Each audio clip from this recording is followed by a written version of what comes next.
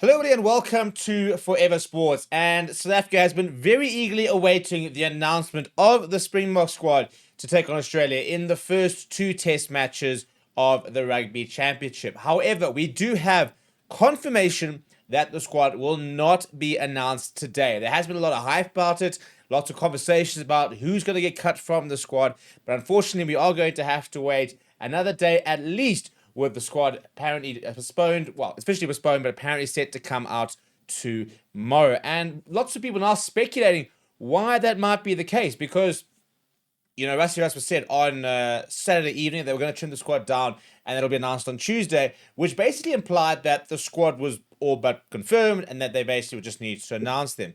Now, it's been delayed, which means it's probably one of two reasons. Reason number one, potential injuries. Now, there wasn't anything very clear that we saw over the weekend on Saturday with regards to injuries. So from that perspective, we don't expect to see anybody being ruled out apart from Jean Klein. However, we also got to consider injuries coming into the camp. So, for example, somebody like Instuka Ntunu, who is coming back from injury and was supposedly going to be out for a while, but then there's conversations that he was recovering quite well and might even be able to make the squad. So I do think injuries are probably one of the key reasons, not necessarily injuries within camp, but also injuries outside camp. Understanding where the sort of the fitness of the different players are. Number two option is conundrums within the squad. I think this is probably more likely on the back of what was, if we're going to be brutally honest, a subpar performance against Georgia. I think that there are some big conversations happening within that Springbok squad. I mean, this is the squad currently. 48-man squad, 46-man squad, 10 players going to be to drop out of here, which will include Jean-Claire and Kubis and Jasper Wiese, who are both unavailable.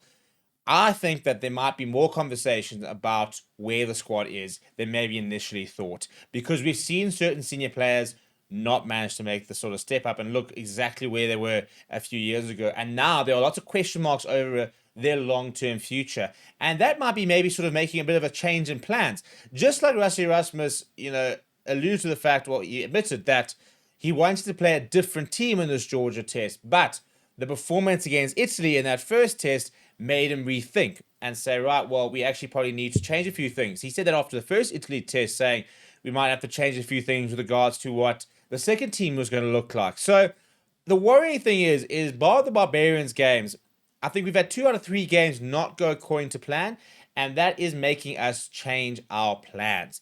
Now, it can be a good and it can be a bad thing. I mean, it's a good thing in terms of us not being so incredibly steadfast that we're not going to, just ignore the warning signs, the red flags that are being raised from a couple of poor performances, and just sort of continue on with the overall plan. Because what we do know is when it comes to the Springbok squad, there is usually a pretty solid plan with regards to where players are going to potentially play, what kind of teams they want to have against the likes of All Blacks.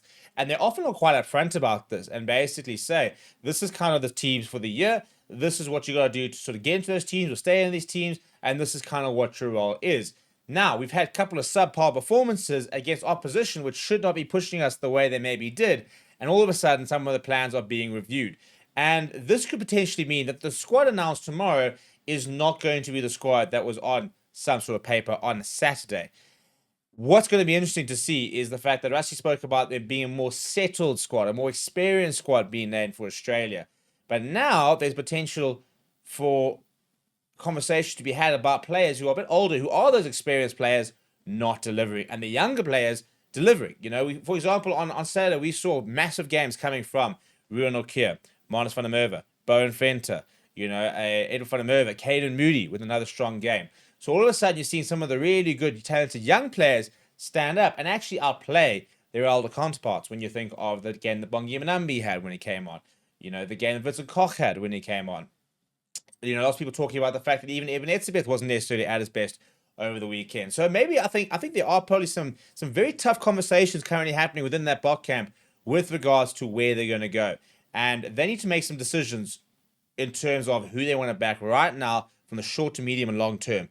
Short term being literally the 2 Australian games, maybe the 2 sort of New Zealand games. The more medium term is who's going to go at the end of the year tour. Now, we've got potential rumors, by the way, about an additional test at the end of the year, which would actually open up a bit of space for some more squad rotation. So if that gets confirmed, that might also be, a factor. And I think that might also be a factoring into the squad. So, for example, if we're sitting there with potential confirmation of a test in November, then that's a whole extra game that the Boks coaches have to potentially experiment or potentially rotate their squad. And that might also be prompting a bit of a relook at the current squad, because they might be sitting there saying, well, you know what, let's give these certain players a run against Australia, and we'll bring these other players back in, or we'll give them more of a run against, supposedly Japan in November. So there's lots of things that could be happening. Now, the main thing is looking at that list, because that's all the minutes they've played. Nobody's played that much rugby. Currently, Arons has played the most with three 80-minute performances in 4 weeks, but that's not even that much rugby, and he's now going to have 3 weeks off.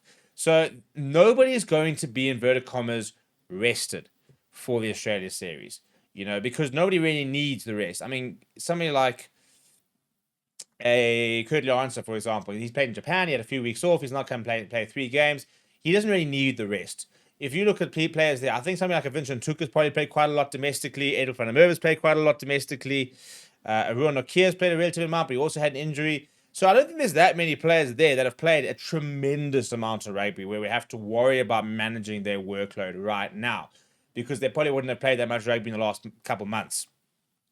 So from that perspective, I don't think that's really becoming a massive factor. People talking about the fact that Lua Diaga needs to be rested now because he played like 2 games in a row. And you're like, well, first of all, Lua Diaga had a full Japanese season, so he's back to full fitness.